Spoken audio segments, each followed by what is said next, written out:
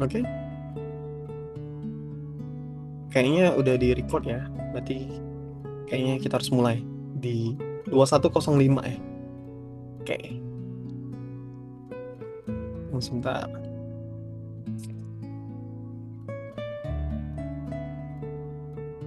Oke, kayaknya udah cukup rame ya. Oke, 1 menit lagi 2105 kita akan mulai ya. Kita maju 5 menit karena kita udah di record.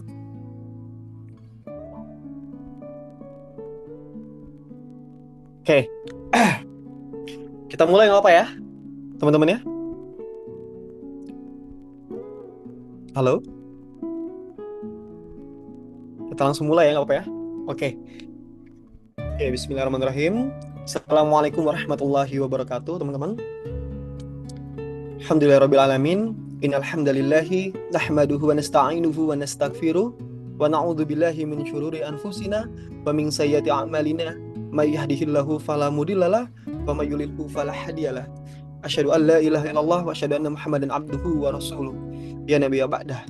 Alhamdulillah teman-teman semua, malam ini kita dikumpulkan ya bersama lagi, saling belajar, saling berbenah diri, dan alhamdulillah Allah mampukan kita untuk berada di Ramadan yang di hari 20 ya.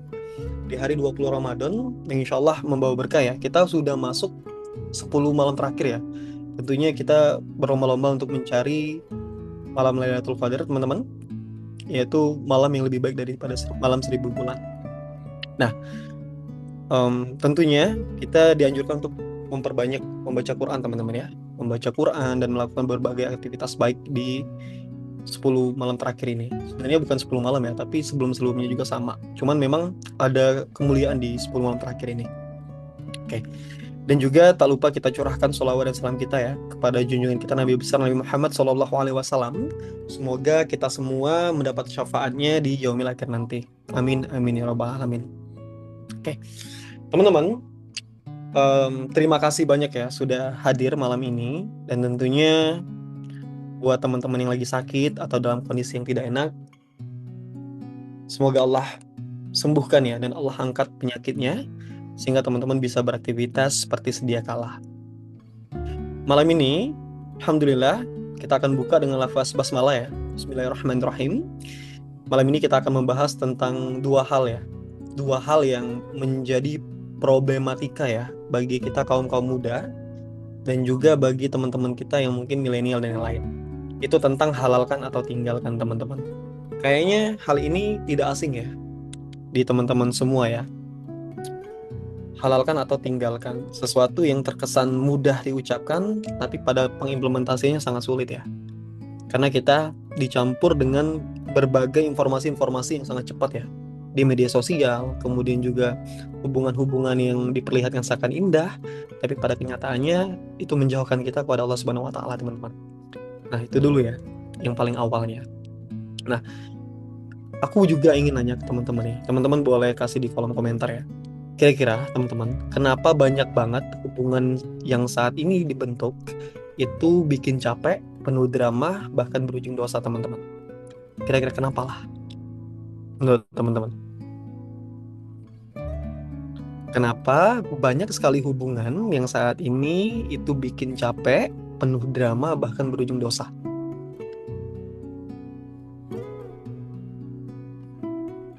Kenapa kira-kira?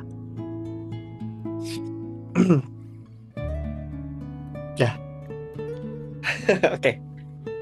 Oke, karena hubungan tanpa status. Betul. Kenapa sekali banyak hubungan itu nggak jelas ya? Karena memang statusnya juga nggak jelas, teman-teman. Nah, tidak jelas di sini ada penjelasannya lagi nih. Ya nggak? Sebuah hubungan yang dibangun dengan ketidakbaikan, dominan, dan kemungkinan akan menghasilkan sesuatu yang tidak baik, teman-teman. Sedangkan hubungan yang dilandaskan dengan kebaikan, yang dilandaskan dengan sesuatu yang memang sudah Allah tentukan, insya Allah akan menghasilkan sesuatu yang baik, teman-teman. Itu konsep yang paling sederhana yang telah Allah jelaskan ya di dalam Quran. Banyak sekali hadis-hadis yang menjelaskan hal tersebut. Kemudian juga hadis-hadis yang atau ayat Quran yang menjelaskan tentang manusia itu diciptakan berpasang-pasangan, teman-teman. Itu konsep dasarnya dulu. Nah, ngomongin soal tidak jelas statusnya tadi, teman-teman, biasanya itu tuh ya, orang-orang saat ini tuh dekat tapi bukan pasangan kadang. Serius tapi juga nggak ada arah, ya nggak? Nah, padahal teman-teman, di dalam Islam, konsep hubungan itu sebenarnya tuh sangat sederhana. Kalau kita mau breakdown ya, pelan-pelan ya. Nah, sederhana itu seperti apa? Yang pertama, kalau kita ingin bersama, Allah itu udah nyuruh loh, halalkan. Ya nggak? Kalau belum siap, harus apa? Ya tinggalkan. Persiapkan dirinya, ya nggak? Sampai mencapai titik, ya Allah, aku siap menjemput takdirmu. Ya Allah, aku siap menjemput seseorang yang akan hadir di dalam diriku, di dalam kehidupanku, yang itu mendekatkan aku kepadamu ya Allah. Itu teman-teman. Dan Islam itu nggak pernah berada di gray zone, teman-teman, soal ini. Nggak pernah abu-abu, teman-teman. Nggak pernah ya udah nggak apa-apa, jalanin aja dulu. Nggak pernah. Islam tuh nggak kayak gitu, teman-teman. Islam itu menganjurkan kita untuk, jika kita suka dengan orang, jika kita mempunyai ketertarikan dengan lawan jenis kita, maka sampaikanlah dengan cara yang baik. Nah, cara yang baik ini seperti apa? Banyak kalangan kita itu mengartikannya langsung bilang gitu kan.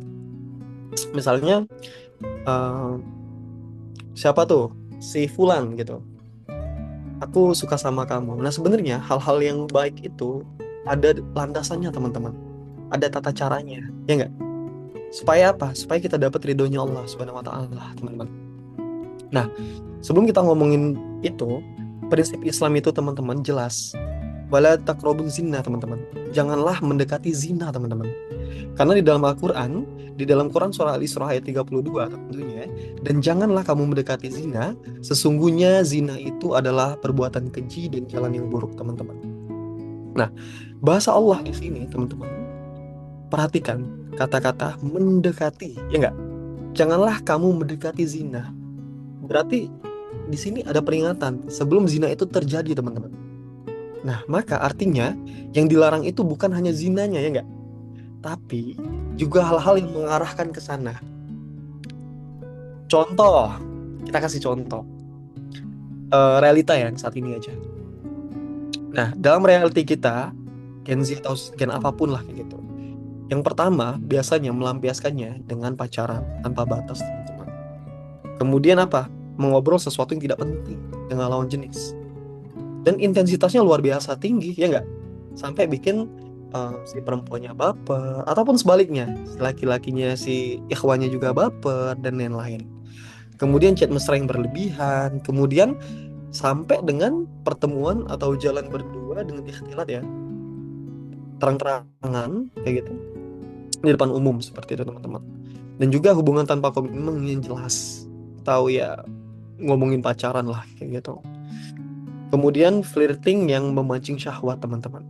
Nah, beberapa yang poin tadi itu sebenarnya sudah sering sekali yang dijelaskan ya oleh para ulama, teman-teman ya. Bahwasanya ketika kita ngomongin soal pacaran ya, ini based on pacaran ya, teman-teman ya. Nah, menurut teman-teman, pacaran itu banyak ruginya atau banyak maslahatnya? Logika kita aja. Banyak mudaratnya atau banyak maslahatnya? Atau malah tidak ada sama sekali maslahatnya, teman-teman? Coba, boleh kasih kolom komentar ya. Kira-kira pacaran itu lebih banyak mudaratnya atau lebih banyak maslahatnya, atau malah tidak ada sama sekali maslahatnya? Menurut teman-teman aja. Mudaratnya kayaknya oke. Nanti kita akan breakdown pelan-pelan ya. Karena kan pembahasan ini cukup sensitif ya, teman-teman ya. Apalagi di lingkup kita, di sekitar kita, itu banyak sekali yang mempraktikkan hal-hal tersebut sebenarnya. Nah, hal ini jadi concern juga ya untuk kita ya. Apalagi kita di dalam dunia kerja ya. Di dalam dunia kerja itu terlalu heterogen, teman-teman ya. Terlalu bermacam-macam orang kayak gitu di situ. Nggak sama. Nah, apalagi kita melihat ya beberapa teman kita atau beberapa lingkungan kita yang menormalisasi hal tersebut. Padahal Allah tidak pernah menormalisasi hal tersebut, ya nggak? Nah, jadi kalau menurutku yang kita ngomongin pacaran tadi itu sangat banyak mudaratnya, teman-teman. Kenapa aku bilang kayak gitu? Karena lebih banyak kerugiannya pada perempuan. Kalau kita mau breakdown pelan-pelan ya, teman-teman ya. Kalau kita mau breakdown pelan-pelan, itu banyak sekali kerugiannya pada perempuan. Nah, terkhusus untuk laki-laki ya, teman-teman ya. Laki-laki, kalau dia suka kepada perempuan, kalau dia memang sudah siap, tentunya dia akan melakukan dengan cara yang baik, teman-teman. Teman-teman sebagai perempuan, itu ibarat berlian, teman-teman. Berlian yang harus dijaga, yang harus dimuliakan, yang harus dihormati, yang harus dipinang dengan cara yang baik, teman-teman. Nah, tapi realitanya, banyak sekali orang melakukan dengan cara yang tidak Allah sukai, ya enggak? Ya, dengan cara yang berlebihan, malah sampai dengan, mohon maaf, melakukan hubungan istri yang tidak seharusnya dia lakukan, teman-teman. Realitanya sampai di situ, kayak gitu. Kira-kira ruginya ke laki-laki atau perempuan? Oke, misal keduanya rugi ya sama-sama, tapi lebih banyak ruginya ke siapa? Ke perempuan dong, ya enggak? Pasti itu akan merugikan banyaknya sisi perempuan. Nah, makanya kata Allah, janganlah pernah kita mendekati zina, teman-teman. Karena zina itu adalah jalan yang buruk dan mungkar. Dan tentunya banyak sekali keburukan di situ, teman-teman. Nah, kemudian konsep halalkan atau tinggalkan. Nah, halalkan atau tinggalkan harusnya jelas ya, teman-teman ya. Ketika kita suka sama orang, ya kita berusaha sebaik mungkin untuk bisa menghalalkan beliau. Ketika kita tidak mampu, atau ketika malah kita tidak punya niat untuk serius dengan seseorang tersebut, maka tinggalkan. Tinggalkan. Karena apa? Biarkanlah ia hidup dengan bahagianya. Biarkanlah ia menemukan pasangan yang memang siap, teman-teman. Jadi apa? Jadi Allah ridhoi hubungan-hubungan yang tentunya dalam koridor syar'i, teman-teman, di situ. Nah, balik lagi ngomongin halalkan. Nah, jika memang serius, maka tempuhlah jalan yang baik. Ini untuk laki-laki dan perempuan ya, teman-teman, semuanya sama. Yang pertama, kalau ngomongin saling mengenal dengan baik, itu kan kita banyak sekali alternatif ya, teman-teman ya. Bisa melalui ta'aruf, bisa melalui menggali informasi dari teman ke teman. Kemudian juga bila kita punya murabbi, bisa melalui murabbi gitu, teman-teman. Jadi sebenarnya banyak sekali alternatif yang Allah berikan untuk kita tuh saling mengenal sebenarnya. Tapi banyak sekali kita bilang, gimana dong kita mau mengenal orang kalau kita tuh nggak pacaran, teman-teman, ya nggak? Padahal Allah itu udah kasih tuh jalan-jalannya. Allah tuh udah kasih tuh alternatif-alternatifnya. Kenapa Allah kasih alternatif? Supaya apa? Hubungan itu Allah ridhoi, teman-teman. Supaya hubungan itu kelak akan menjadi penguat di dunia dan juga di akhirat, teman-teman. Nah, kemudian ketika kita memilih jalan menghalalkan dengan cara yang baik, tentunya banyak sekali kemuliaan di situ, teman-teman. Contoh yang paling pertama, ketika kita ingin menghalalkan seseorang, kemudian ketika kita bisa melakukannya, itu tentunya hati kita itu akan jauh lebih tenang, teman-teman. Ya enggak? Kemudian yang kedua, tentunya hubungan itu akan jadi lebih berkah. Dan yang ketiga, lebih terjaga, teman-teman.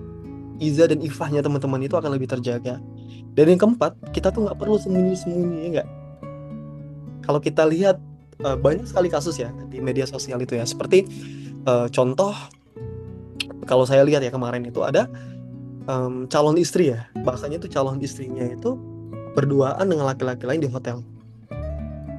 Subhanallah, teman-teman. Dia mengambil calon istri ya, tapi pada akhirnya ya ternyata seperti itu. Nah, berarti di sini mungkin kemungkinan besar ada sesuatu yang dimulai dengan cara yang tidak baik, teman-teman. Ada sesuatu yang dimulai dari awal itu dengan hal yang tidak baik, sehingga Allah uji di situ, teman-teman.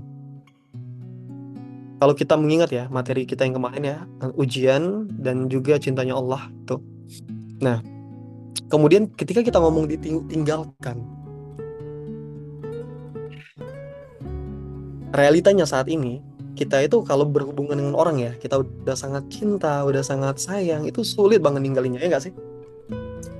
Apalagi khususnya untuk perempuan ya, yang mungkin em, dominan lebih kerasa teman-teman ya. Nah, ketika dia sudah suka sama laki-laki itu, melihat effortnya dan yang lain, yang masya Allah tabarakallah, tentunya hatinya akan jatuh kepada si laki-laki itu.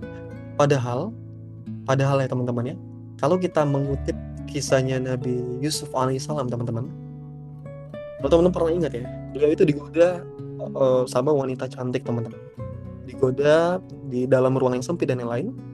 Padahal itu kalau normalnya laki-laki itu akan tergoda teman-teman, kalau imannya em, belum kuat ya, atau memang dia jarang untuk melatih imannya agar kuat kayak gitu, tentunya akan tergoda dengan hal itu. Tapi Nabi Yusuf berbeda teman-teman. Beliau takut dengan Allah Subhanahu wa taala sehingga beliau menghindari atau keluar dari zona-zona yang akan membuat keimanannya itu menjadi rusak di dalamnya.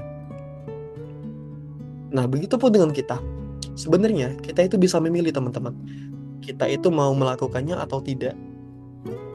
Allah itu udah kasih petunjuk nih, ya nggak? Janganlah dekati zina. Nah, kita pilih. Kita mau ngikutin Allah atau kita mau ngikutin perasaan kita. Gitu.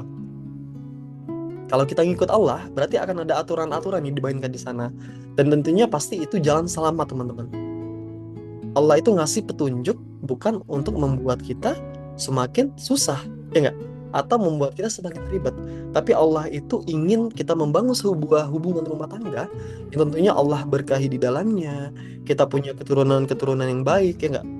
Kemudian hubungan pernikahan itu dijalankan atau dilandaskan atas dasar Allah Subhanahu wa taala.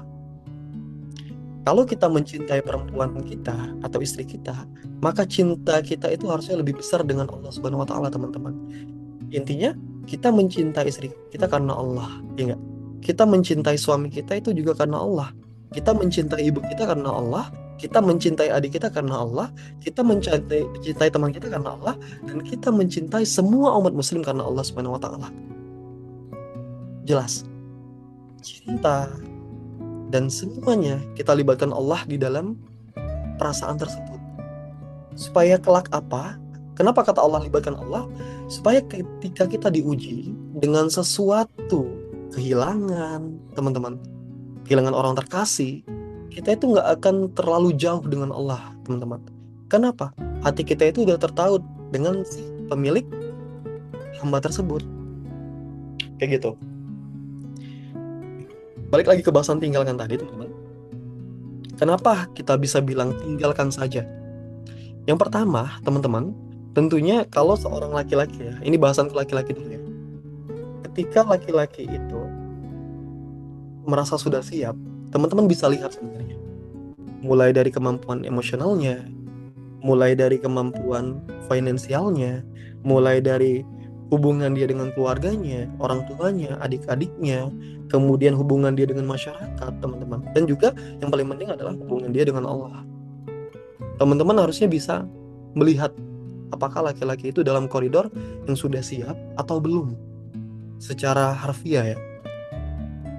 Nah, tapi ketika kita ngomong tinggalkan, berarti ada part-part yang memang si laki-laki atau si perempuan itu tidak siap, teman-teman.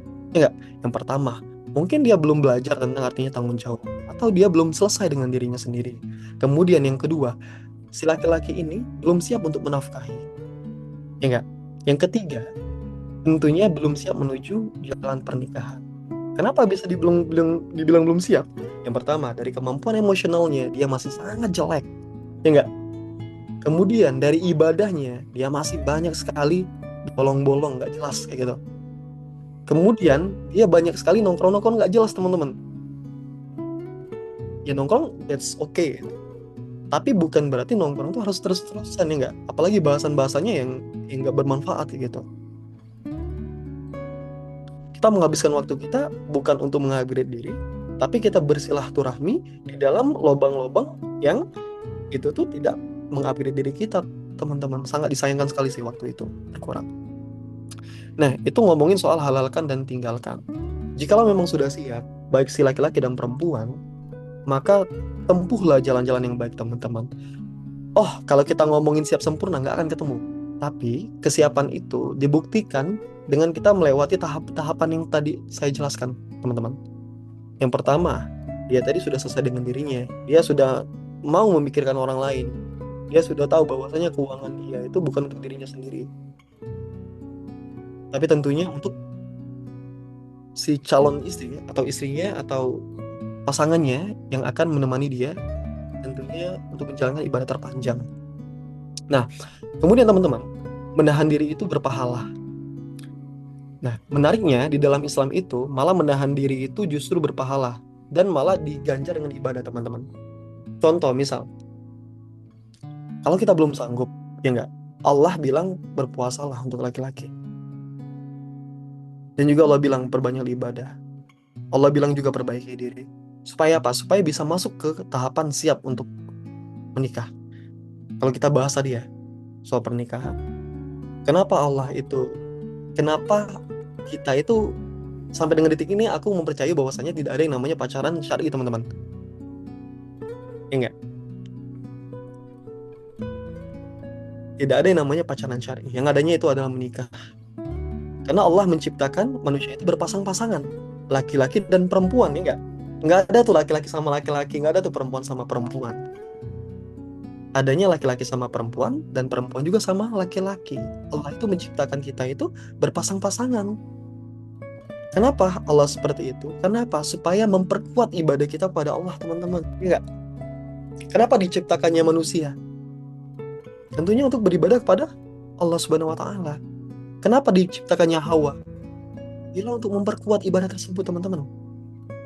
Memperkuat ibadah tersebut. Menyempurnakan separuh agamanya untuk tentunya kembali kepada Allah Subhanahu wa taala. Jadi tujuan kita itu sebenarnya itu satu, teman-teman. Itu beribadah kepada Allah. Nah, cuman memang Allah berikan kenikmatan-kenikmatan dalam menjalankan ibadah tersebut. Contohnya diberikan pasangan. Ya, beribadah bareng, susah bareng, seneng bareng. Di situ Allah membuat kita itu berjuang itu nggak sendirian, teman-teman. Berjuang itu pasti selalu punya teman hidup. Berjuang itu pasti harus ada teman. Ya nggak?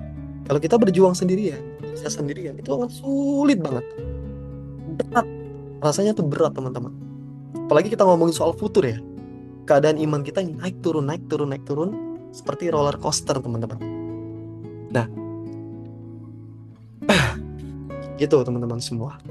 Nah, jadi kalau ngomongin halalkan atau tinggalkan, kalau aku mengutip dari kata Ustadz Nuzul Zikri ya, hafizallahu ta'ala, tentunya ketika teman-teman sudah terjatuh di dalam dunia pacaran ya, yang paling, kalau teman-teman bisa mengakhirinya silahkan. Tapi kalau memang yang kedua itu akan ada namanya pernikahan di dalamnya sudah jelas, maka kejar itu, teman-teman.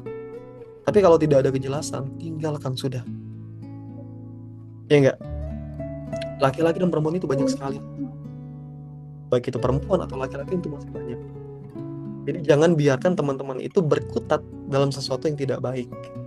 Padahal tidak ada satupun manusia yang bisa menjamin, teman-teman, bahwasanya misalnya hari ini teman-teman berhubungan nih dengan orang ya, atau dengan lawan jenis. Terus lawan jenis menjanjikan bahwasanya, mau nggak kamu nungguin aku 2 tahun, 3 tahun? Kalau teman-teman ingat ceritanya Ustadz Adi Hidayat ya nggak? Yang waktu itu dia ingin belajar melanjutkan studinya. Kemudian dia bilang ke ke istrinya dulu, yang waktu itu dijodohkan ya.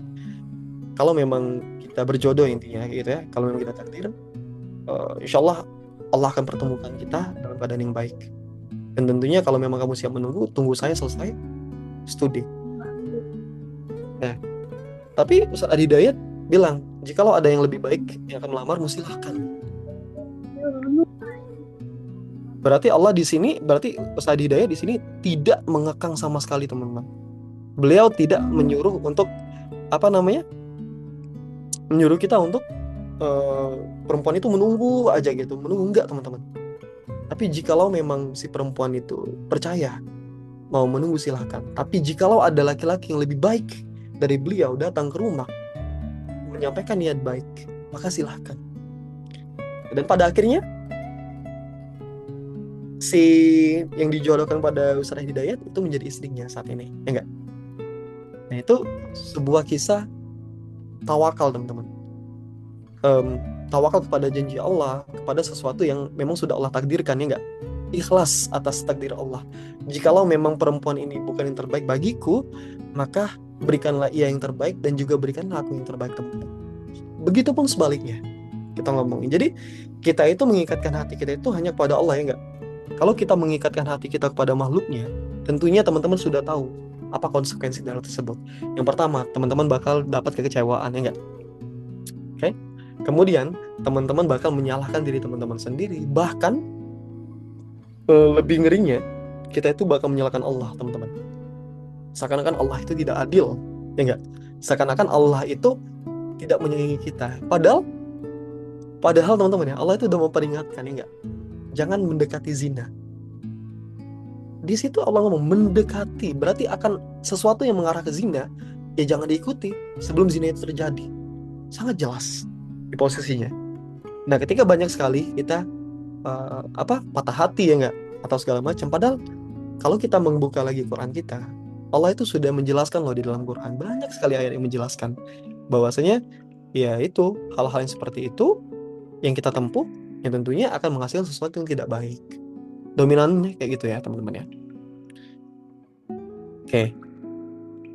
Nah, kurang lebih bahasanya seperti itu, teman-teman ya. Maka ketika teman-teman sudah masuk ke tahap suka ke orang kayak gitu, tempuhlah dengan jalan yang baik, teman-teman. Harapannya semoga Allah memberikan kita rumah tangga yang baik, rumah tangga yang kuat, rumah tangga yang bisa menempuh ujiannya bersama-sama, dan tentunya kita bisa belajar bareng untuk dekat ke Allah, teman-teman, seperti itu. Baik itu laki-laki dan perempuan. Sekalipun laki-laki itu adalah pemimpinnya perempuan ya, teman-teman ya. Tapi perempuan juga menjadi tiang-tiang yang tidak terbantahkan atas peradaban, teman-teman. Maka pentingnya peran kedua peran tersebut, peran laki-laki dan peran perempuan. Tentunya laki-laki mendidik dan perempuan juga menjadi tiang yang sangat kuat, teman-teman. Itu yang menopang anak-anak dan juga mendukung suami. Kayak gitu. Oke. 2135 ya. Aku akan buka sesi tanya jawab ya, teman-teman ya. Jadi kalau detik ini aku masih memilih ya, bahwasanya insya Allah jodoh itu akan ada, teman-teman, akan datang. Tapi memang pada hakikatnya perlu untuk kita ikhtiarkan. Ikhtiarnya seperti apa? Bukan mengejar-ngejar ya, bukan, teman-teman. Tapi ikhtiar yang dimaksud di sini adalah kita memperbaiki diri kita. Mana poin-poin yang kurang kita perbaiki. Mana sesuatu yang belum baik kita buat jadi baik, teman-teman. Kemudian kita sadar nih, kita tahu kelemahan kita apa. Kalau ngomongin urusan dunia, ngomongin urusan akhirat, tentunya kita sudah bisa memetakan ya kelemahan kita apa. Nah, kelemahan itu coba kita pelan-pelan untuk perbaiki menjadi sebuah kekuatan, kayak gitu. Nah, nanti pada akhirnya ketika kita bertemu jodoh kita itu sudah masuk ranah sekufu, teman-teman. Setara ini bukan soal finansial saja, teman-teman, tapi banyak sekali aspek kesetaraan. Baik itu soal agamanya, baik itu soal emotional intelligence-nya, kemudian bagaimana dia dalam memandang keuangan, bagaimana keseriusannya dalam belajar, kemudian juga bagaimana ia hubungannya dengan orang tua. Jadi sekufu di sini banyak sekali aspeknya. Tapi aspek pertama tentunya soal agama, tentunya. Karena ketika kita memilih agama, insya Allah akan jauh lebih selamat ya. Meskipun tidak ada yang bisa menjamin secara harfiah bahwasanya hati manusia itu tidak akan berbolak-balik, teman-teman. Maka dari itu selalu kita berdoa bahwasanya ya muqallibal qulub sabit qalbi ala dinik wala tu'atik, teman-teman. Tentunya kita meminta kepada Allah agar hati kita itu dikuatkan di atas agamanya, teman-teman. Supaya apa? Ketika kita menerima kecewaan dari manusia, kita tetap bisa bangkit, ya kan? Kita tetap bisa menjalankan hidup kita tetap bisa bersemangat, kita punya teman-teman yang bisa suportif, kayak gitu, teman-teman. Tapi kalau kita menggantungkan hati kita kepada manusia, teman-teman tentunya akan mendapatkan banyak sekali hal-hal yang membuat teman-teman tidak produktif, kayak gitu. Oke.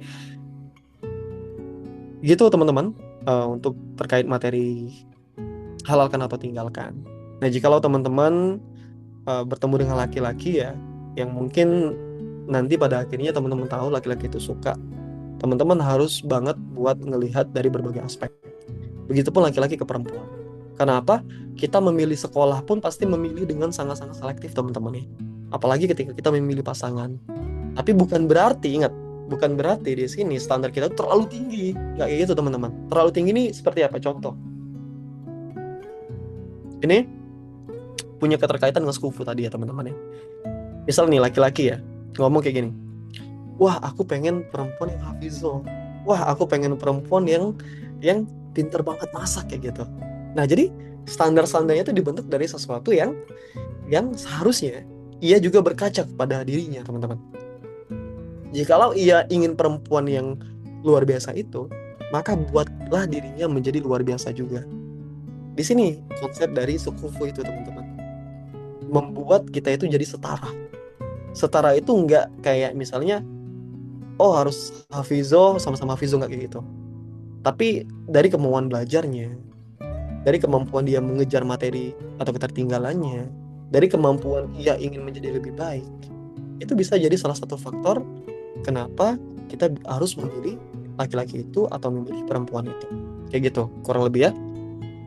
Jadi teman-teman yang saat ini merasa sepi ya, merasa kesepian, belum apa-apa gitu kan, teman-teman nggak usah takut kok. Memang hal yang paling atau ujian yang paling luar biasa ya dalam kita yang jomblo-jomblo ini tentunya kesepian teman-teman. Kesepian itu luar biasa sekali ya ujiannya ya. Tapi memang untuk menangani itu kalau versiku pribadi ya teman-teman ya, aku memperbanyak aktivitas-aktivitas yang tentunya tidak melalaikanku untuk mendekati sesuatu yang seperti itu. Meskipun sekalipun teman kiri kananku itu pacaran semua teman-teman. Masya Allah. Pacaran semua sampai bisa nikah kayak gitu. Nah, tapi itu tidak menggoyahkan kita ya teman-teman ya. Jangan juga kita bilang, oh kamu membangun hubungan dari sesuatu yang tidak baik. Wah nanti pada akhirnya kamu ujung-ujungnya akan tidak baik. Jangan kayak gitu juga teman-teman. Itu kan prinsip dasar kita yang kita pegang. Bahwasanya sesuatu yang dimulai dengan baik, insya Allah hasilnya akan baik pula. Begitupun sebaliknya, sesuatu yang dimulai dengan tidak baik, kemungkinan besar akan menghasilkan tidak baik. Tentunya ujian-ujian itu akan tetap ada ya, baik yang melalui jalan yang baik maupun melalui jalan yang buruk kayak gitu, teman-teman. Sampai di sini paham, teman-teman? Atau aku agak kecepatan ngomongnya? Aku takut kecepatan sih. Tapi harusnya enggak ya, harusnya. Oke, aku coba baca di kolom komentar ya teman-teman ya. Oke, insya Allah paham ya. Oke, semoga teman-teman bisa melihatnya itu dari konotasi yang positif ya teman-teman ya. Jadi kita boleh menasehatkan orang di sekitar kita teman-teman. Silahkan. Malah kalau memang teman-teman punya privilege untuk menasehati silahkan. Tapi jangan sampai itu merusak hubungan hablum minanas kita teman-teman. Hablum minallah kita tetap bagus, hablum minanas kita juga tetap bagus. Tapi kalau pada akhirnya ketika kita menasihati seseorang itu, dia tersinggung, dia merasa marah pada kita sudah menasihati dengan baik, yaitu urusan dia dengan Allah Subhanahu wa taala. Yang penting kewajiban kita untuk mengingatkan itu sudah gugur, teman-teman. Kewajiban kita sebagai seorang muslim itu sudah terpenuhi. Sesimpel itu sih kalau aku mikirin. Jadi kita itu juga nggak terbebani, nggak. Kita itu ya tetap bisa menjalankan hidup kita dengan maksimal. Oke, aku baca dari sini ya, dari kolom komentar ya, insya Allah. Oke, dari Kak Umi ya.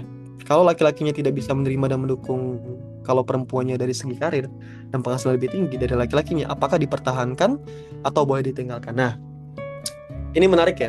Ini mungkin aku sedikit menjelaskan, nggak apa-apa ya. Aku jelaskan konsep berpikirku kayak gitu, teman-teman. Nah, dari berbagai hal yang pernah aku lewatin ya, baik dari ustadz ke ustadz dan yang lain, kemudian referensi teman. Jadi aku pribadi punya prinsip ini. Kan konsep bekerja itu perempuan itu tidak diwajibkan ya, jelas ya enggak. Yang wajib bekerja menafkahi itu adalah laki-laki, sangat jelas, clear di situ poinnya. Tapi Islam itu nggak sekaku itu teman-teman. Islam itu nggak sekaku itu. Jikalaupun si perempuan ingin bekerja demi membantu perekonomian, demi membuat pendidikan anak jauh lebih baik, demi membuat keluarga kita akan tetap bisa berpotensi untuk memperbanyak sedekah dan yang lain, itu sangat dipersilahkan teman-teman. Bahkan si suami seharusnya ketika istrinya kerja kayak gitu ya, untuk mendukung suami kayak gitu, harusnya si suami itu jemput, antar dan yang lain. Kalau teman-teman pernah mendengar salah satu nasihat ya dari Ustadz Khalid Basalamah ya, tentang laki-laki yang tidak punya dayuts, rasa cemburu kepada pelanggaran-pelanggaran yang dilakukan pada istrinya kayak gitu.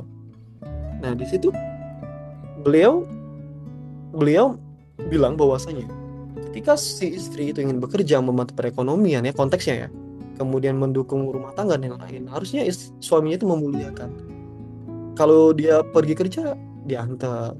Kemudian kalau dia pulang, dijemput. Itu bentuk-bentuk yang memuliakan. Yang penting koridor-koridornya tidak keluar daripada itu. Nah, tapi sejatinya kita harus tahu teman-teman bahwasanya tanggung jawab kita sebagai seorang laki-laki, imam, kemudian perempuan sebagai makmum dan juga madrasah, dan juga si suami jadi kepala sekolah, itu hak pendidikan, hak anak itu harus terpenuhi ya. Selain daripada kita ngomongin karir. Nah, kalau aku berprinsip kayak gini, malah perempuan itu silahkan kalau memang mau dia menempuh S1, S2, dan lain-lain silahkan. Asal memang kita sudah punya kesepakatan di awal. Kita mau menempuh ini untuk apa? Kayak gitu. Apakah pada akhirnya akan ada soal keluarga di situ? Kita dukung bareng-bareng. Jadi prinsipku itu adalah mimpi bersama itu tetap harus ada ya. Tapi mimpi pribadi masing-masing itu tidak boleh dimatikan teman-teman. Kenapa kayak gitu? Supaya menurutku perempuan yang mengabdi dirinya sampai ke tingkat paling maksimal, kemudian laki-laki juga seperti itu akan membentuk pola pikir, akan membentuk keturunan, akan membentuk umatnya Nabi Muhammad itu jauh lebih kuat lagi teman-teman. Yang jauh lebih kuat lagi. Harusnya laki-laki melihatnya dalam perspektif itu. Begitupun perempuan harusnya melihat dalam perspektif itu. Jadi semua itu masih bisa dikomunikasikan. Jadi konsep yang sering digaung-gaungkan di media sosial ya tentang patriarki ya, harusnya tidak teman-teman rasakan.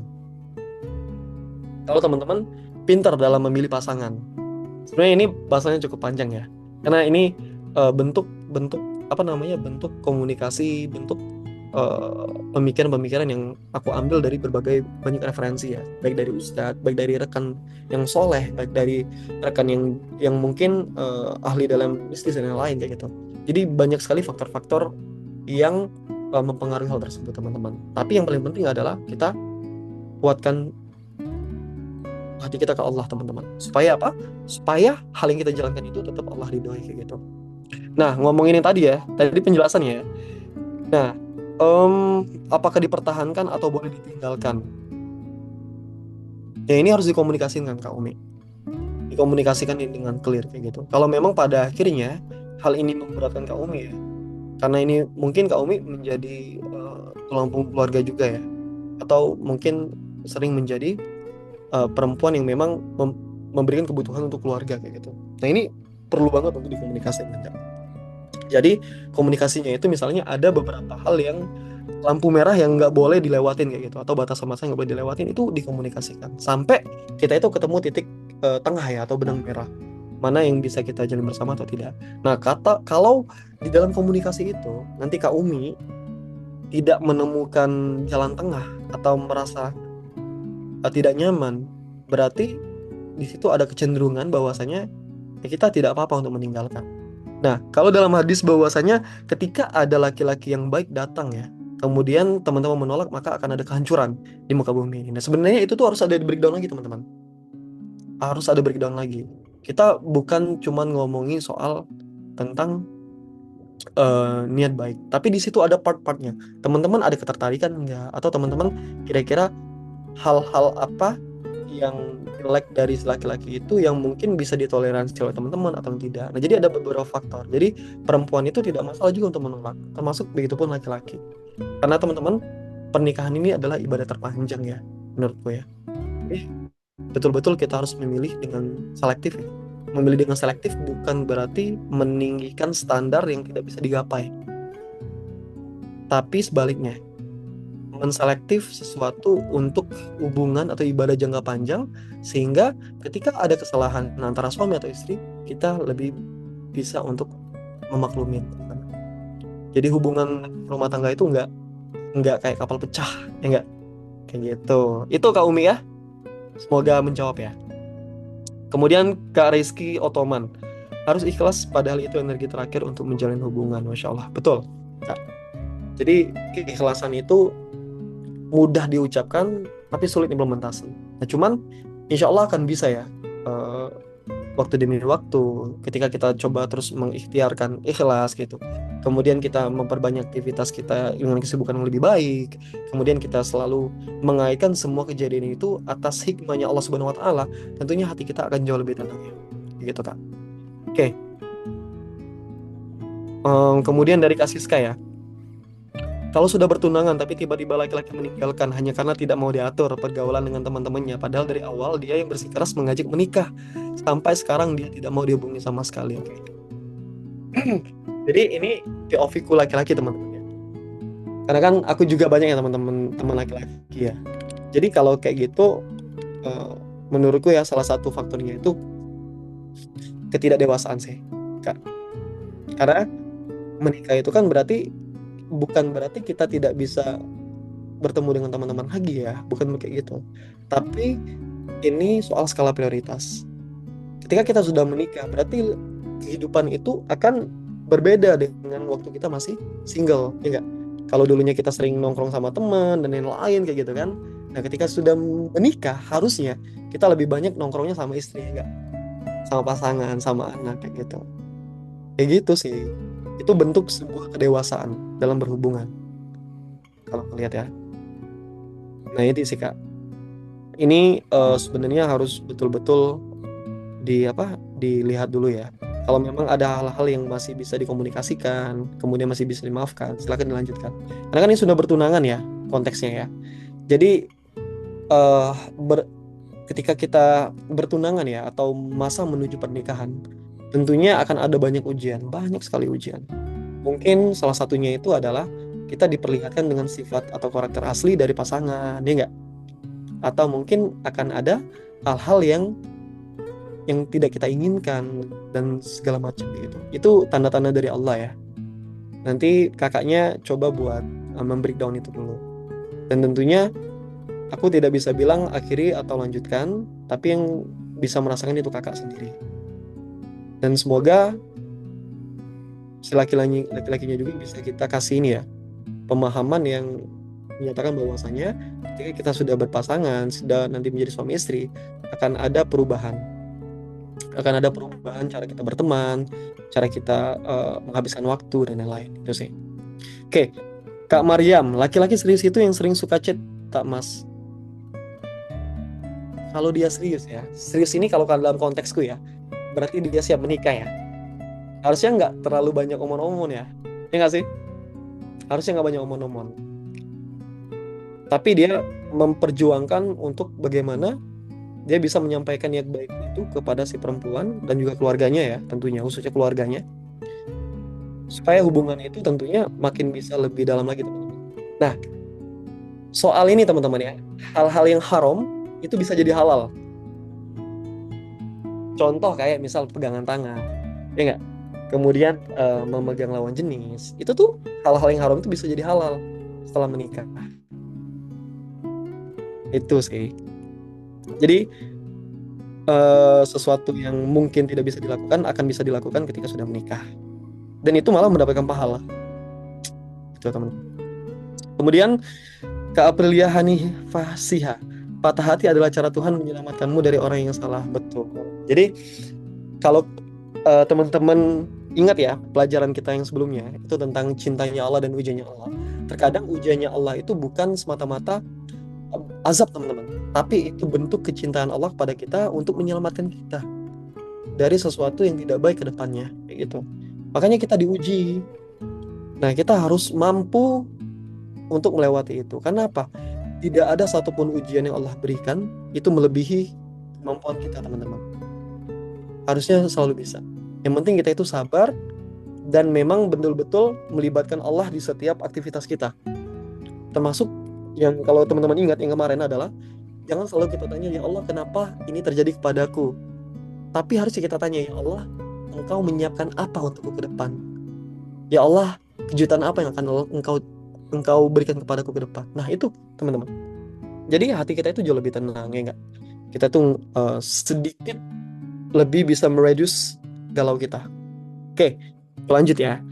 Kak Fatima, gimana tanggapan kakak tentang statement laki-laki itu orangnya nekat, maka jika kamu tidak diusahakannya, berarti dia bukan yang kamu mau. Ya, ada benernya teman-teman. Jadi, kalau si laki-laki itu menyukai perempuan ya, bahkan dunianya itu bisa dia bolak-balikan teman-teman. Itu bahasaku ya. Jadi kayak, misalnya contoh, dia itu simpelnya gini, dia itu orang yang paling males keluar kalau nggak ada hal penting. Tapi ketika dia sudah menyukai perempuan, ketika dia memang sudah ingin berniat baik, maka dia akan mengusahakan banyak hal-hal baik untuk bisa bersama itu teman-teman. Jadi dia mungkin jauh lebih semangat, ibadahnya jauh lebih luar biasa sekali. Kemudian juga dia memperbaiki dirinya. Tapi ingat, niatnya itu jangan karena perempuan itu, tapi karena Allah. Untuk memantaskan diri karena Allah. Sehingga Allah pantaskan diri kita untuk si perempuan itu. Begitupun si perempuan. Si perempuan itu Allah pantaskan dirinya untuk kita. Gitu. Jadi nggak ada yang dirugikan dalam hal tersebut. Nah, jadi jikalau memang dia tidak mengusahakan, ya berarti kamu bukan jadi tempat ininya, tempat apa yang akan diikhtiarkan. Ya itu bukan kehinaan teman-teman menurutku. Malah kalau memang kita tidak diusahakan, itu ya sudah jelas kayak gitu. Jadi kita bisa coba buat berikhtiar ke hal yang lain kayak gitu kan. Jadi bukan sebuah kehinaan menurutku. Malah sesuatu yang dipatahkan di awal itu merupakan sebuah penyelamatan kepada diri kita agar kita tidak terjatuh ke dalam kesalahan dan juga kesedihan yang terlalu dalam, sehingga kita itu terlalu lama untuk futurnya atau nggak bangkitnya teman-teman kayak gitu. Oke, semoga cukup terjawab ya Kak Fatima ya. Kemudian Kak Mariam, cara menanggapi cinta dalam diam versi Mas Reki. Oke, menyukai lawan jenis itu adalah hal yang wajar teman-teman. Menyukai lawan jenis adalah hal yang wajar. Tapi kewajaran itu harus dilandaskan dengan kebaikan, ya enggak? Nah, kadang ada in case kita itu mengagumi seseorang itu dalam diam, ya enggak? Misalnya, kayak contoh, kita mengaguminya karena sifatnya. Kita mengaguminya karena treatnya. Kita mengaguminya karena kedekatannya kepada Allah. Kita mengaguminya karena aktivitasnya yang semuanya bermanfaat. Kita mengaguminya karena dia mempunyai paras yang baik, hati yang baik, finansial yang baik. Itu nggak ada yang salah. Nah, tapi bagaimana kita bisa menyalurkan hal-hal tersebut dalam kondisi yang baik, teman-teman? Jadi cinta dalam diam, versi aku ya, itu adalah memantaskan diri. Teman-teman, itu yang paling simpel. Cinta dalam diam yang terbaik itu adalah memantaskan diri. Supaya kelak ketika kita sudah mencoba untuk memantaskan diri, Allah dekatkan perempuan itu untuk kita, dan sebaliknya, kita Allah dekatkan untuk perempuan tersebut. Begitu. Seperti kisahnya Zulaika dan Nabi ya, tentunya teman-teman ya. Yang mana ketika cinta itu dikejar karena manusianya, maka Allah jauhkan, ya enggak? Tapi ketika hati kita berpaut pada Allah Subhanahu wa taala, Allah dekatkan cinta itu. Itu sih. Itu konsep yang pelajari ya, dan memang itu real terbukti teman-teman di berbagai case ya. Kayak gitu, Kak Mariam. Semoga terjawab ya, Kak. Kak Andri, berarti saling menyempurnakan dari kekurangan satu sama lain gitu kan, betul? Kan manusia itu gak ada yang sempurna ya. Kesempurnaan hanya pada Nabi Muhammad SAW. Manusia terbaik di muka bumi ini ya Nabi kita. Jadi setelah itu gak ada lagi yang sempurna. Semuanya kita pasti punya kesalahan.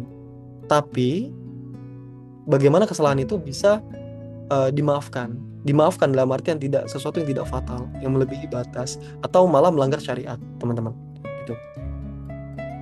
Jadi betul saling mengisi. Ya kan misal contoh ya, sesimpel kayak gini aja teman-teman. Aku ambil logika yang sederhana ya. Contoh misal teman-teman perempuan tuh nggak bisa masang genteng nih, contoh ya. Aku ngambil perkara rumah tangga lah gitu, nggak bisa masang genteng, sedangkan laki-laki bisa, atau merakit sesuatu. Tapi laki-laki ini tidak pandai dalam masak kayak gitu. Maksudnya tuh nggak terlalu enak kayak gitu kan. Nah di sinilah poin-poin yang selisih sih teman-teman. saling mengisi, saling memuliakan, saling membantu.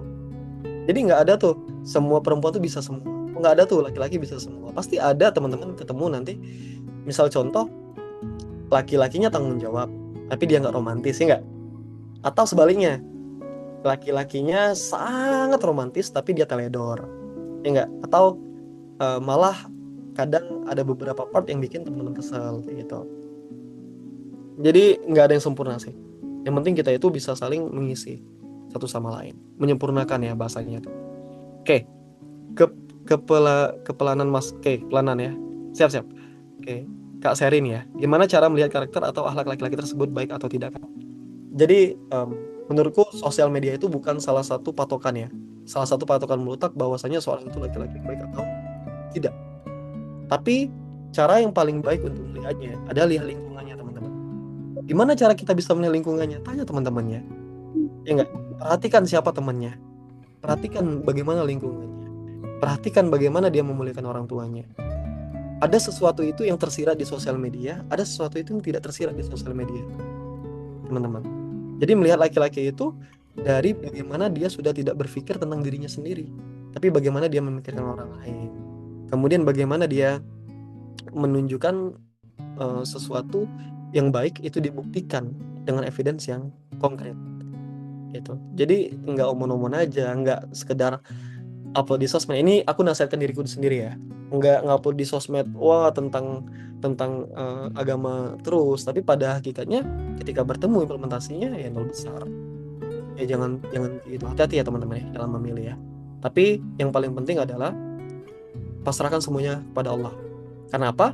Karena sesuatu yang kita pasrahkan ke Allah, insya Allah Allah akan bantu kok. Insya Allah akan ada sinyal-sinyal lah di hati kita ya. Oh dia laki-laki yang baik, oh dia laki-laki yang tidak baik kayak gitu. Tapi yang paling penting jangan cepat menjudge dulu ya teman-teman ya. Karena belum tentu sesuatu yang kita anggap tidak baik itu tidak baik, malah bisa sebaliknya. Dan begitu pun sebaliknya, sesuatu yang kita anggap baik malah Allah jauhkan karena tidak baik, kata Allah gitu kan. Oke, gitu Kak Sarin ya. Semoga bisa membantu. Cara move on tercepat gimana, Mas? Cara move on tercepat ya. Cara move on tercepat ini sebenarnya konkretnya ya. Kalau menurutku ya, itu memperbanyak aktivitas ini, Kak. Jadi dengan kakak banyak aktivitas yang baik ya, misalnya ikut volunteer, misalnya ikut acara HAI ya, yang di panti jompo dan lain-lain. Itu kan kakak akan ketemu dengan teman-teman lain ya. Dan itu insya Allah akan sedikit mengurangi kegelisahan kakak atau kegalauan kakak tentang mantan ya, atau apalah kita sebutnya, masa lalu lah. Nah, dengan memperbanyak aktivitas yang baik, kemudian juga membaca buku, that's okay, melakukan yang teman-teman senengi, itu insya Allah ya, perlahan teman-teman akan mulai dari awalnya itu sakit banget ingatnya, lama kelamaan jadi kayak yaudah biasa aja gitu, udah berlalu gitu. Tapi memang move on itu enggak melulu kita tiba-tiba langsung move on gitu, enggak, proses teman-teman, proses. Tapi setelah teman-teman bisa move on, jangan sampai jatuh lagi di lubang yang sama, ya enggak? Itu namanya kita nggak belajar dari kesalahan. Hati-hati ya teman-teman ya. Oke, Cynthia, kakak, ada orang yang aku suka dan salah nggak kak kalau aku mengungkapkan tapi belum sih kakak, cuman bentar. Kakak, ada orang yang aku suka dan salah nggak kakak kalau aku mengungkapkan tapi belum sih kakak, cuman apakah itu merendahkan diriku sebagai perempuan seperti Siti Khadijah kepada Nabi Muhammad SAW? Nah, sebenarnya kalaupun yang confess duluan itu perempuan ya, itu sebenarnya bukan kehinaan, tapi kita tidak bisa menyamakannya dengan masa ibunda kita Siti Khadijah di zaman itu, teman-teman. Karena kan zaman sekarang ini penuh fitnah ya, teman-teman ya. Jadi alangkah baiknya kalau memang menyukai seseorang, itu teman-teman bisa melalui perantara.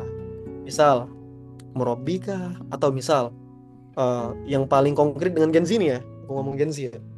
Kalian punya teman yang kenal dengan beliau. Tanyakan apakah beliau pertama sudah punya niat menikah. Kemudian kalau sudah punya niat menikah kapan. Kemudian akan ada banyak step ya. Kemudian sampai nanti sesi ke murabi kayak gitu. tukar CV dan segala macam. Kalau kita melalui proses ta'aruf ya. Tapi kalau memang kita sudah mengenal dan lain, tidak melewati proses ta'aruf dan memang melewati sesuatu dengan baik ya, dengan perantara, itu juga tidak apa-apa. Tapi yang penting adalah kita tidak berlaku seperti pacaran, itu aja. Kalau kita berlaku seperti ya sama aja bohong kayak gitu kan. Ya nggak sih? Kenapa salah, Kak? Nggak salah kok. Jadi bukan kehinaan ya ketika memang kita mengungkapkan. Kalau memang in case-nya kakak sudah mengungkapkan, tapi setelah itu kakak jangan nothing tulus intinya. Jadi setelah mengungkapkan jangan berharap dia akan terima ataupun dia tolak. Intinya ya udah, kakak sudah menggugurkan satu kewajiban kakak gitu kan, mengungkapkan dengan yang baik ya, tanpa harus memaksa, tanpa harus apa? Tanpa harus kita itu nge-stalking terus dan yang lain kayak gitu kan. Nggak salah kok. Dan itu bukan kehinaan.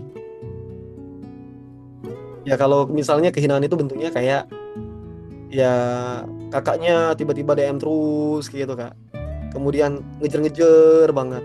Kemudian apa ya? Kayak seakan-akan terkesan kayak kalau aku nggak dapet kamu, hidupku berakhir. Nah kayak gitu. Kurang lebih. Oke, aku baca yang Kak Alia dulu ya. Ini bukan sih, aku baca yang Kak ini ya. Siapa ini? Oke, anonim lah. Kak, maaf mau nanya, kenapa ya setiap suka sama laki-laki, ujung-ujungnya aku ngerasa nggak pantas dan kasihan kalau ditanya dianya sama aku. Padahal nyatanya dia juga belum tentu mau sama aku sih. Tapi kayak udah lebih dulu minder. Paham nggak Kak? Bentar, Kak, kenapa ya saya suka sama laki-laki, ujungnya aku ngerasa nggak pantas dan kasihan kalau dia. Oke, jadi ini insecure ya. Bisa aku bilang, boleh ya? Aku bilang ini insecure ya. Sebenarnya bukan hanya perempuan yang insecure, laki-laki pun kadang insecure sama perempuan. Kalau kita melihat dari sudut POV ya, banyak sekali sih teman-teman. Jadi insecure itu bentuk ketidakpedean kita ya terhadap seseorang yang kita sukai gitu. Mungkin insecure itu muncul karena secara kita ngomongin ini ya, aktivitas ya, mungkin dia lebih masya Allah tabarakallah kayak gitu kan, sedangkan kita lebih biasa. Tapi sebenarnya insecure itu tidak boleh untuk dipelihara terus Kak. Karena apa? Karena kita itu sama-sama mulia di mata Allah Kak. Kenapa aku ngomong kayak gitu? Ya kita tuh nggak ada yang tahu Kak. Mungkin yang kita lihat ya, laki-laki itu luar biasa sekali ya. Tapi mungkin yang laki-laki itu cari bukan yang sama-sama luar biasa, tapi malah tipenya kayak kakak kayak gitu. Nggak semua laki-laki yang kita lihat di sosmed itu yang luar biasa aktivitasnya, wah ngisi terus, dia pengennya yang sama kayak dia, ngisi terus, nggak kayak gitu teman-teman. Malah laki-laki itu ya POV-nya ya, mostly ya yang aku tahu, dia itu selalu mencari perempuan yang bisa membuat kehidupan itu jadi lebih tenang, dan dia pun akan berlaku seperti itu ke perempuan. Jadi kalau ininya kayak apa namanya, kalau apa,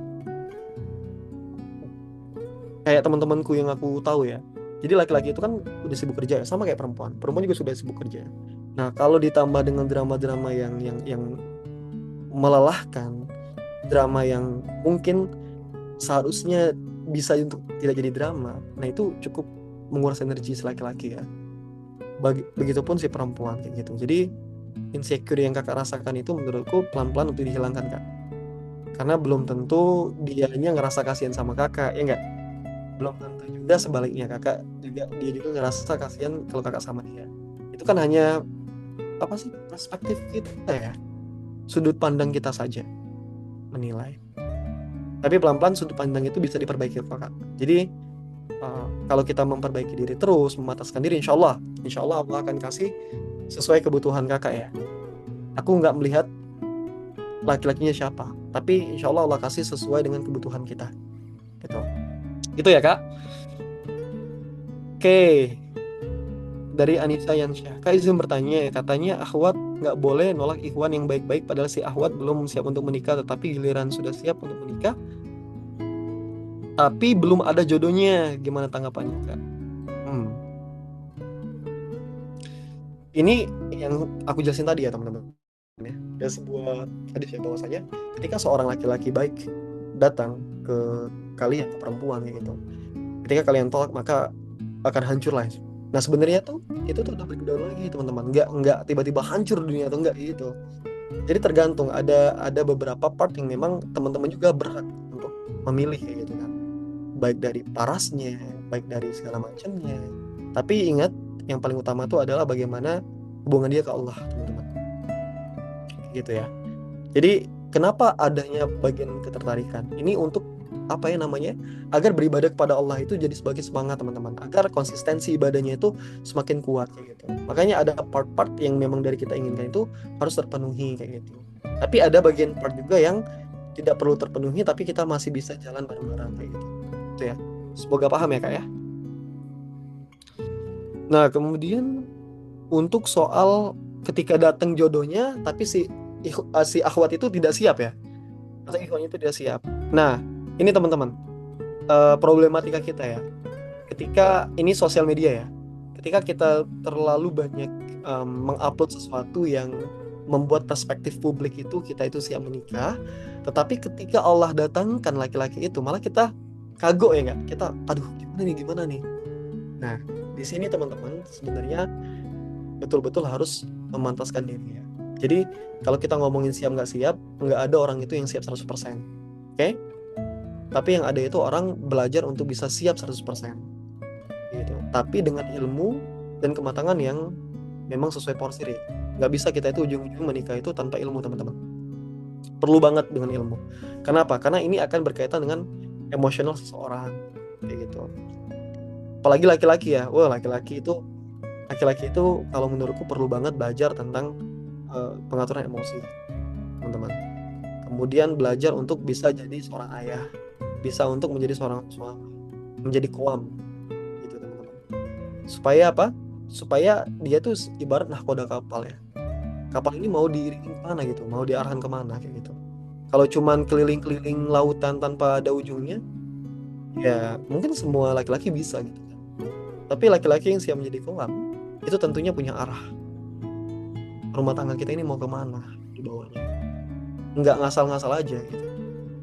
Itu sih ya Kak, semoga terjawab ya. Takutnya udah dianggap malah ditolak, takutnya udah diungkap malah ditolak. Nah ini Kak, ini pentingnya kita untuk apa sih namanya itu, kita itu nothing tulus lah ya, atau kita tidak melihat responnya itu. Yang penting kita menggugurkan satu hal yang ngebuat kita itu menahan selama ini gitu. Tapi pastikan itu dengan baik. Ya apapun hasilnya, ditolak kah, mau diterima kah. Nah disinilah titik pasrahnya kita. Jangan sampai ketika dia nolak teman-teman bilang, oh dia nolak kayaknya karena aku jelek deh. Oh kayaknya aku kurang baik deh. Nggak gitu teman-teman. Itu perspektif yang perlu dihilangkan menurutku. Karena kita nggak tahu jawaban pastinya.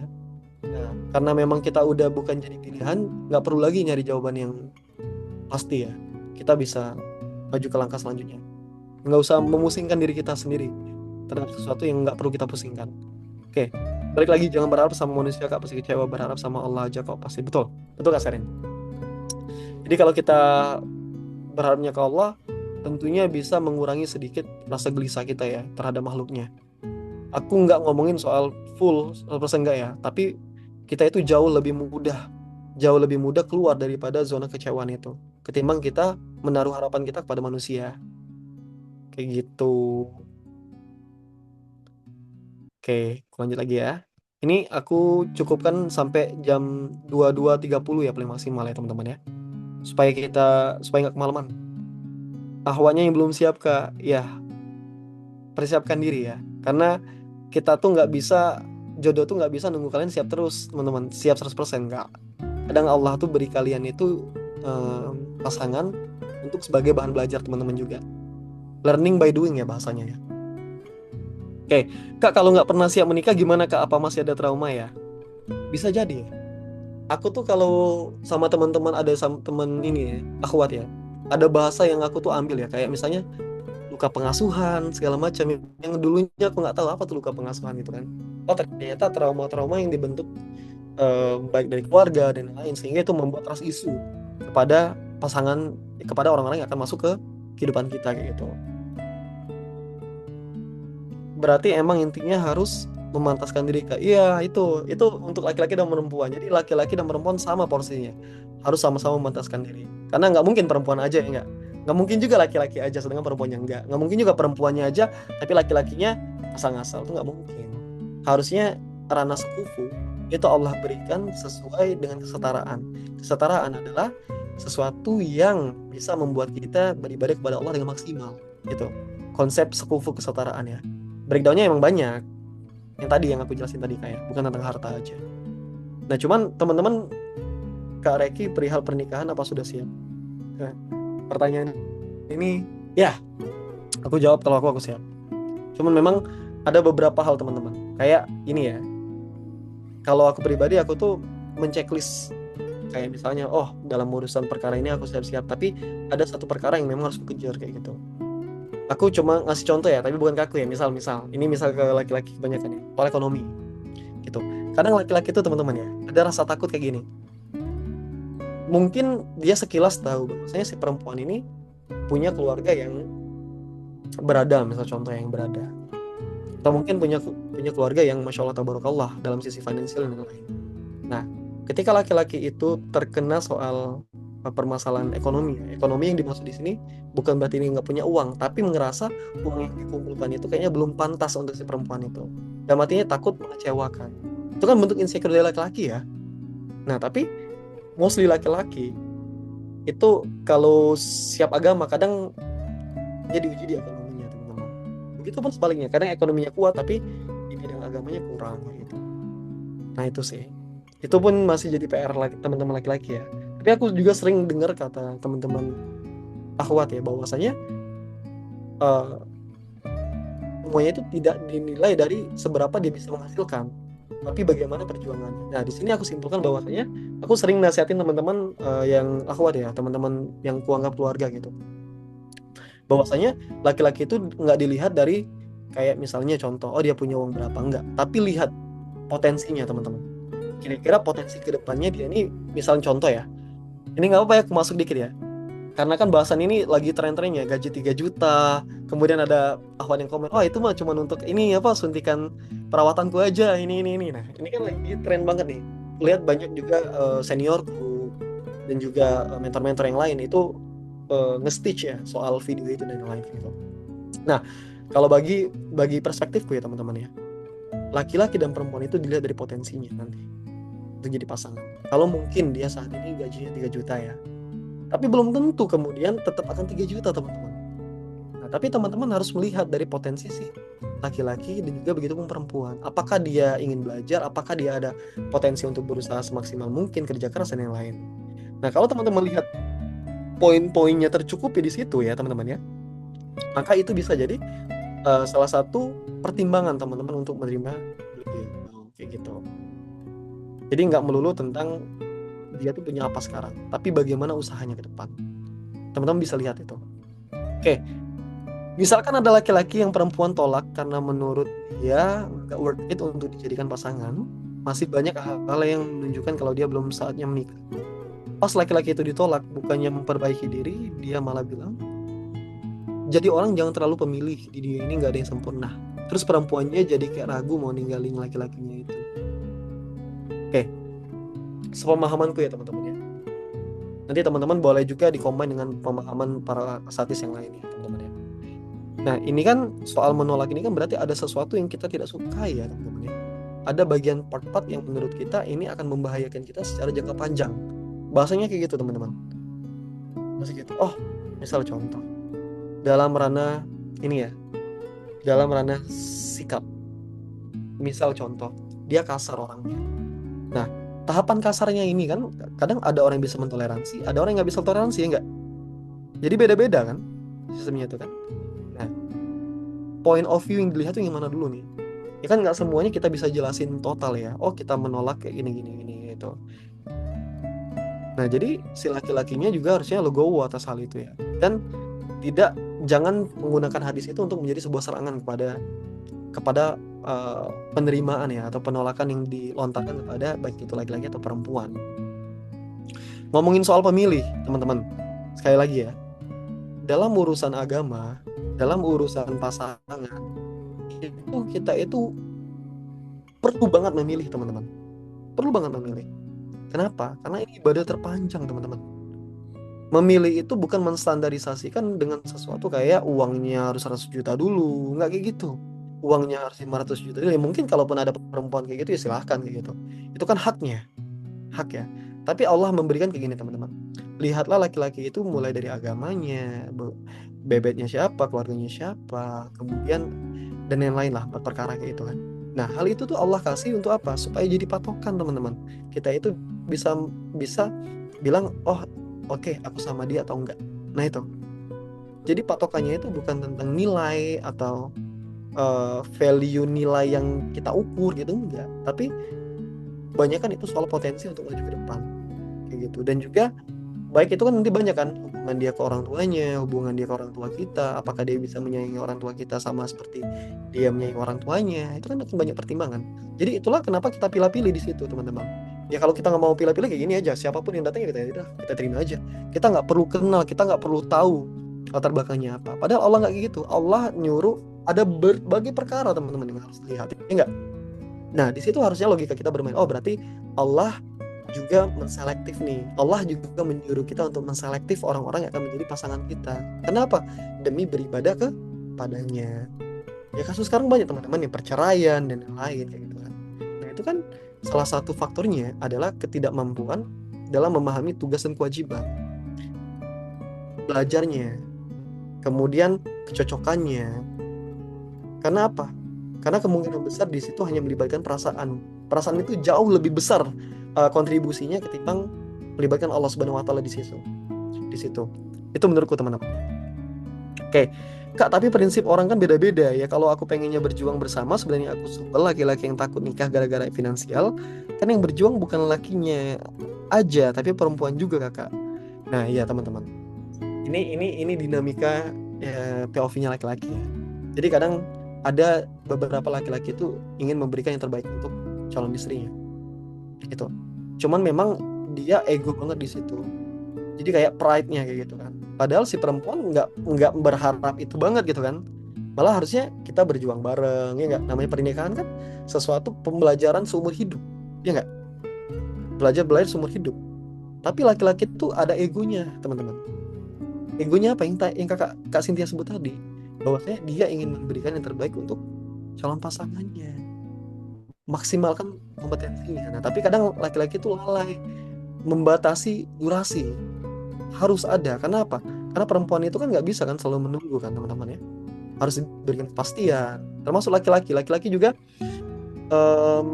butuh kepastian juga sebenarnya. Kepastian dalam artian dengan hasil seperti ini apakah nanti akan ada kehinaan maksudnya itu dari mata perempuan kepada laki-laki itu atau enggak. Nah itu kadang menjadi salah satu insecure-nya laki-laki teman-teman.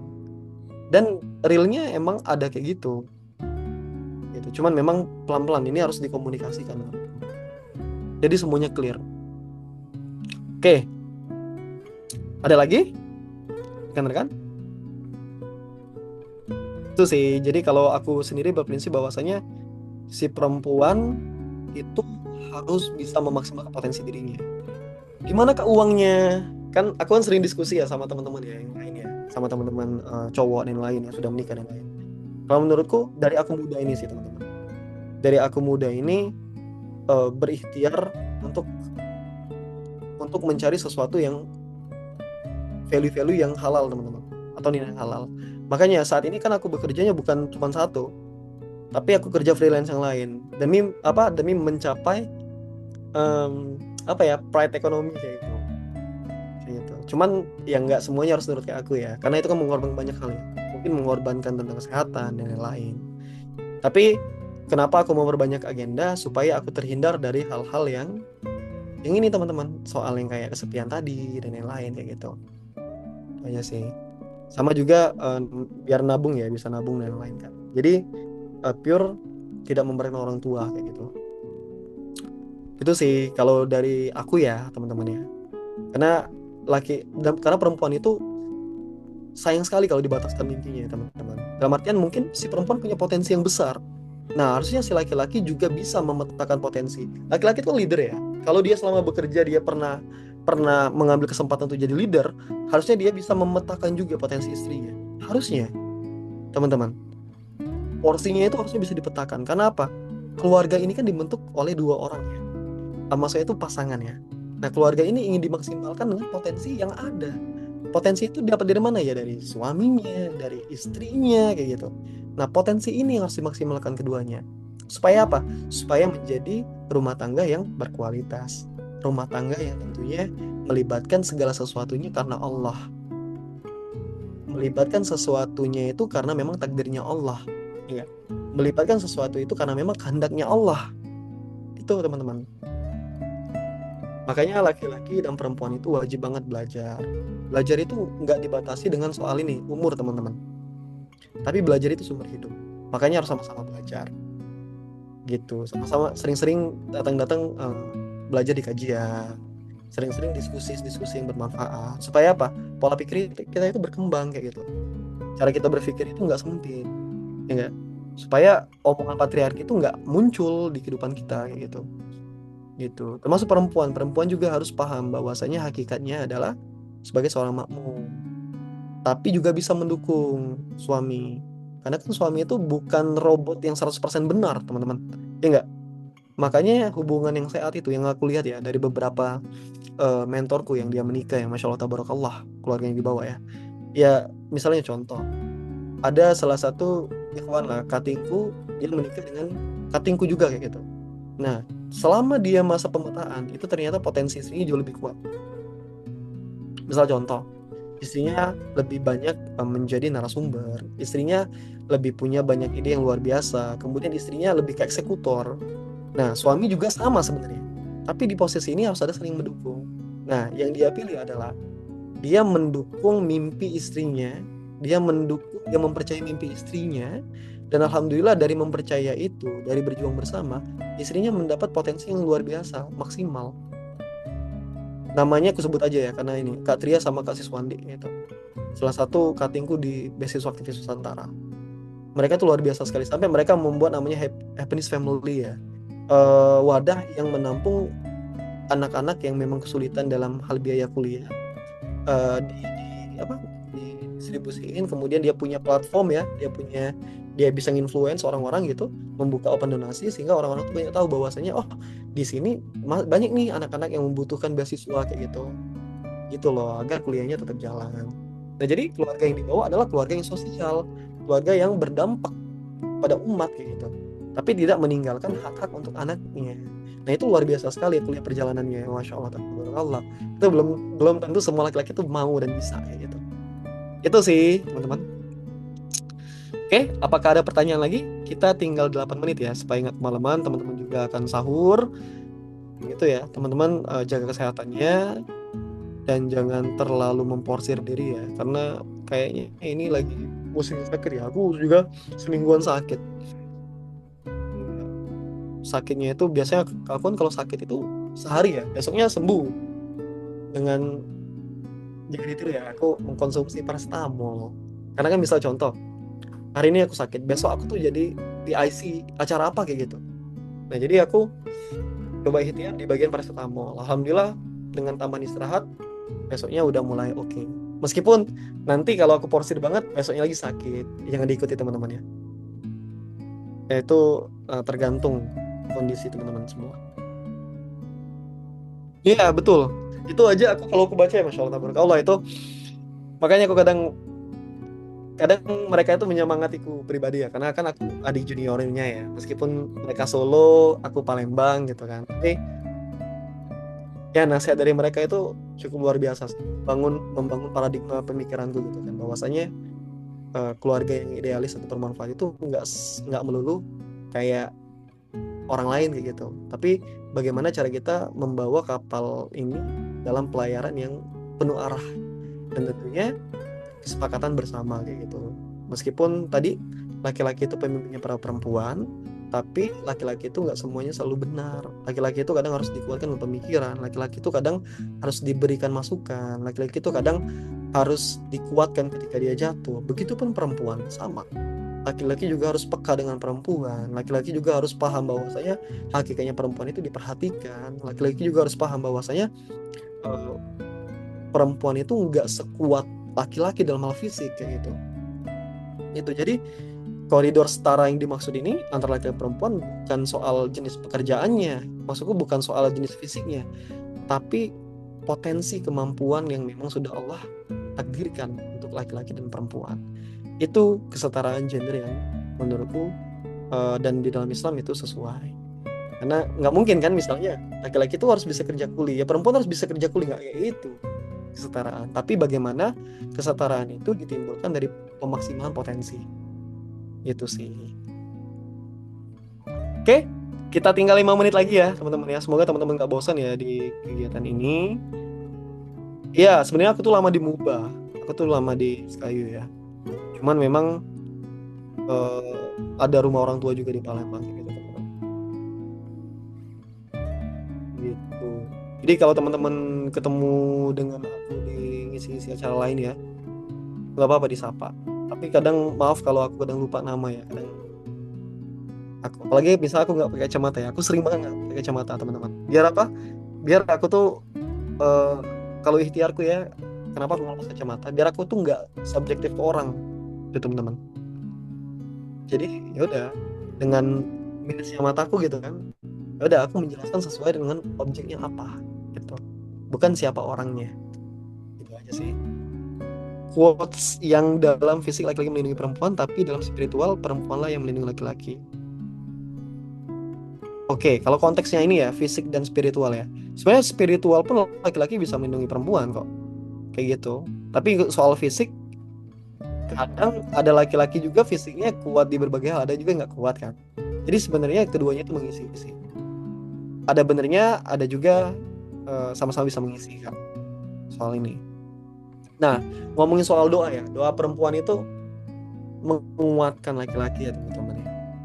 Kadang-kadang laki-laki itu ketika bekerja ya, dia itu apa ya, dibilang mungkin banyak pertarungan lah di luar sana. Nah, kadang perannya istri itu untuk memvalidasi bahwasanya diri si laki-laki itu berharga loh. Kalau di kantor dia kena marah, di rumah ya kalau bisa semaksimal mungkin dihargai gitu. Dalam artian nggak kena marah juga di rumah guys, gitu ya. Tapi kalau mau diskusi ya cari-cari momentum. Begitupun laki-laki. Ketika si perempuan tantrum, ya laki-laki nggak harus marah bentak-bentak kayak gitu. Tapi lihat dulu kenapa tantrumnya. Kemudian bagaimana ngetrinya. Kan orang beda-beda yang ngetrinya ya. Kayak gitu. Gitu Kak Tri Juliana. Ya. Iya kali aku domisili Palembang. Tapi lebih tepatnya ini sih, K14 ya. Palembang coret lah. Gitu. Kata temanku kalau kita nungguin jodoh dengan kesabaran dan ikhtiar itu sudah dihitung pahala buat kita. Iya, betul. Betul pahala kok. Jadi menahan diri ya, konsepnya menahan diri teman-teman. Konsepnya itu menahan diri itu dihitung dengan pahala. Padahal contoh bisa gini, nungguin jodoh ya, kita itu bisa aja melalui jalur-jalur yang mungkin Allah tuh nggak suka, ya nggak?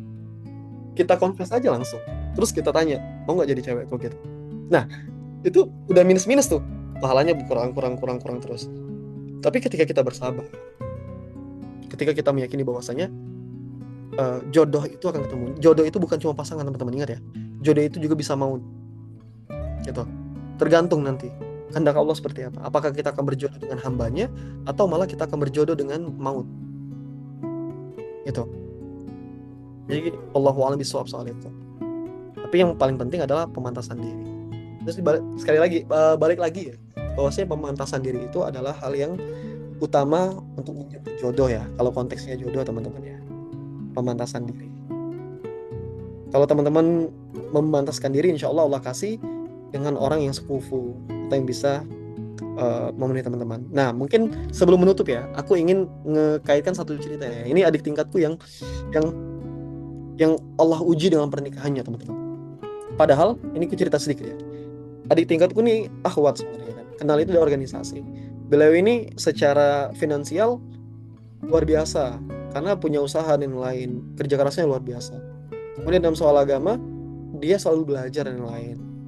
Kalau kita ngelihat hidupnya S2-nya selesai. Kalau kita ngelihat hidupnya jalan apa lancar-lancar aja ya. lancar aja kayak gitu. Nah tapi ada bagian yang Allah uji teman-teman, pernikahannya Allah uji. Jadi dia menikah dengan teman lamanya ya, yang itu walau alam ya, aku tahu kayaknya udah punya hubungan sebelumnya kayak gitu ya. Nah jadi belumlah 1 bulan itu Allah uji dengan apa? Dengan memperlihatkan bahwasanya yang jadi suaminya saat ini itu orang yang tidak baik. Ini konteksnya ke perselingkuhan teman-teman. Padahal belum sebulan pernikahan, tapi Allah udah tunjukkan. Gitu. Berarti kan itu ujian kan? Ujian untuk menyelamatkan. Menyelamatkan siapa? Si perempuan. Nah jadi singkat cerita, ternyata divorce teman-teman. Ternyata keputusan yang paling tepat adalah yang dipilih itu adalah perceraian. Ingat ya, perceraian itu sebenarnya Allah nggak suka, tapi bukan berarti Allah haramkan. Karena ada beberapa bagian yang memang jikalau ini membuat ibadah kita kepada Allah menjadi sulit, membuat segala sesuatu yang tertuju kepada Allah menjadi terhambat, maka kita boleh mengambil bagian itu. Tapi dengan pemikiran yang sudah sangat matang, teman-teman. Bukan karena kita marah atau kesel aja, enggak. Tapi kita lihat konektivitas atau dotnya, koneknya itu ke Allahnya itu bisa kayak gini nggak? Atau harus kayak gini-gini? Nah, berbeda. Nah, itu teman-teman ya. Jadi nggak gampang memutuskan. Itulah kenapa talak itu jatuhnya kepada laki-laki. Dalam artian laki-laki yang mentalak, bukan perempuan. Karena apa? Karena ngomongin soal ini ya, ngomongin soal ketenangan dalam memutuskan, itu mendominasi laki-laki ya. Meskipun perempuan juga banyak kok yang tenang, bisa memutuskan dengan tenang. Tapi memang putusan talak itu dijatuhkan Allah kepada si laki-laki, bukan kepada si perempuan. Gitu. Penjelasannya panjang.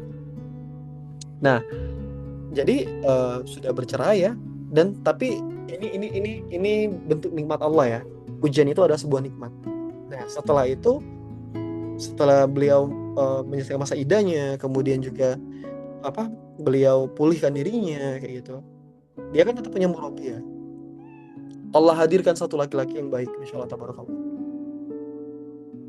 Dan sekarang beliau sudah menikah lagi dengan laki-laki yang Allah pilihkan untuk dia, yang sama-sama mengisi.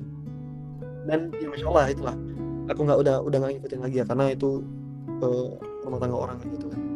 Tapi sejauh ini yang ku tahu itu teman-teman. Nah jadi kenapa ada yang namanya ujian itu nikmat atau bentuk cintanya Allah itu teman-teman. Jadi kita itu nggak bisa cepat banget memutusin, tapi kita itu harus memakai pola kesabaran. Bahwasanya Allah menyiapkan sesuatu yang baik untukmu. Itu. Kalau kita meyakini itu, insya Allah Allah bantu teman-teman. Oke, silakan satu pertanyaan, 2, 3, 5 aku tutup. Kita udah selesai. Aku kasih 3 menit teman-teman ya. Nah kasihin juga teman-teman. Atau aku closing aja kali ya. Oke, ya. Wayakum. Kak Tri. Oke teman-teman ya, aku closing statement aja ya. Jadi terima kasih buat teman-teman yang sudah hadir malam hari ini ya. Semoga ini menjadi wasilah kebaikan untuk kita bersama. Kalaupun aku ada salah beberapa referensi, silakan dikoreksi teman-teman ya. Namun teman-teman juga harus tetap mengambil ilmu dari para asatidzah tentunya, sehingga memperkuat fondasi teman-teman kayak gitu.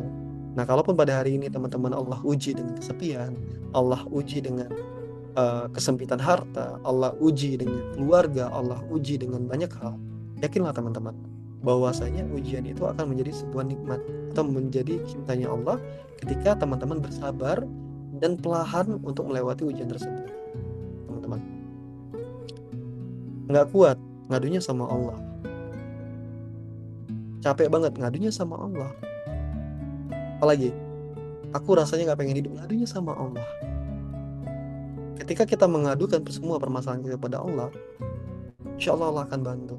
Karena Allah itu paling seneng kalau kita itu ngadunya sambil nangis ke Allah teman-teman, ya gak? Paling seneng kalau kita itu mengeluh, meminta, apalagi lah segala sesuatu lah melibatkan Allah, Allah tuh paling seneng, kayak gitu teman-teman. Sehingga apa? Allah bantu. Dan kalau teman-teman ingat ya, tidak akan berubah nasib sebuah kaum selama kecuali kaum tersebut yang merubahnya sendiri. berarti Allah memberikan kesempatan kita untuk berubah, teman-teman. Kayak gitu. Jadi apapun ujiannya, semoga teman-teman Allah kuatkan dan teman-teman mampu ya menjadi versi terbaik teman-teman. Semoga teman-teman menemukan jodoh yang baik, yang sesuai dengan teman-teman. Tapi jodoh itu mencerminkan diri teman-teman. Maka teman-teman bisa memilih untuk bisa jadi baik atau tidak jadi baik. Itu pilihannya balik ke kita, teman-teman ya. Oke. Nah, insya Allah nanti di next, aku nggak tahu ya, apa kita tetap benar diri aja di episode 19 di tanggal berapa itu? Belasan kalau nggak salah ya. 17 ya apa ya? Atau kita liburkan dulu. Tapi kayaknya masih bisa satu kesempatan lagi. Nah, aku buka kesempatan teman-teman buat ngasih ini ya, ngasih masukan ya, kira-kira materi apa yang akan kita bahas. Tapi sejauh ini ada kemungkinan besar aku akan bahas tentang pasrah, teman-teman. Jadi kalau ngomongin ujian tadi ya, ini ngomongin apa? Terkait halalkan atau tinggalkan. Nah, sekarang nanti akan kita ngomongin pasrah. Kenapa pasrah itu menjadi tingkat penghambaan kita kepada Allah yang paling tinggi dalam pasrah. Setelah semua ikhtiar kita kerahkan, finansial kita kerahkan, semuanya kita kerahkan, tapi pada akhirnya kita itu hanya bisa pasrah atas pilihan Allah. Nah, nanti kita bahas itu. Oke, teman-teman ya. Sekali lagi terima kasih. Mohon maaf kalau banyak salahnya, teman-teman. Dan juga harapannya teman-teman kita bisa belajar bersama-sama ya dalam benah diri ini tentunya. Semoga teman-teman gak bosan dengan hal ini. Dan sekali lagi aku ucapkan jazakumullah khairan untuk teman-teman semua. Semoga kita bisa selesai kuat ya sampai puasa terakhir ya teman-teman. Jangan lupa 10 malam terakhir perbanyak ibadah teman-teman. Semoga kita dapat malam terbaiknya ya.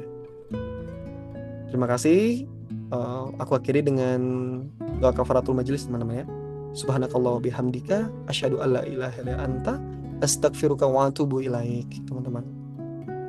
Selamat menjalankan aktivitasnya. Wassalamualaikum warahmatullahi wabarakatuh. Barakallahu fikum. Keren ya teman-teman ya.